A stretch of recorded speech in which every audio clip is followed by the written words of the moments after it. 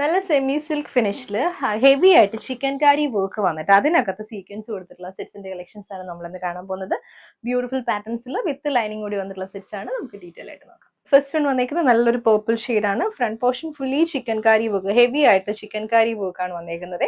അതിൽ നമ്മൾ സീക്വൻസിങ് കൊടുത്തിട്ട് ഹൈലൈറ്റ് ചെയ്തിട്ടുണ്ട്. ബാക്ക് പോർഷൻ വരുമ്പോഴത്തേക്ക് പ്ലെയിൻ ആയിട്ട് സെമി സിൽക്ക് ഫിനിഷിൽ വന്നിട്ടുള്ളതാണ്. ടോപ്പ് 2.5 ആണ്. പെയർ ചെയ്ത് വന്നേക്കുന്നത് നല്ല സെമി സിൽക്കിൽ ഹെവി ആയിട്ട് സീക്വൻസ് വർക്ക് വന്നിട്ടുള്ള ദുപ്പട്ട. 2.4 ദുപ്പട്ട.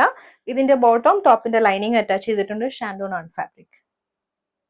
നെക്സ്റ്റ് വന്നേക്കുന്ന ബ്ലാക്ക് ആണ്. സെയിം പാറ്റേണിൽ ചിക്കൻ കാരി വർക്കും സീക്വൻസ് വർക്കും ആണ് വന്നേക്കുന്നത്.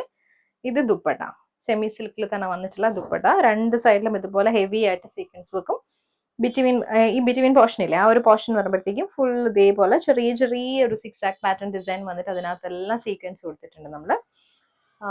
ടോപ്പിന്റെ ലൈനിങ്ങും ബോട്ടം. അടുത്ത് വന്നിരിക്കുന്ന ഡാർക്ക് നേവി ബ്ലൂ ആണ്.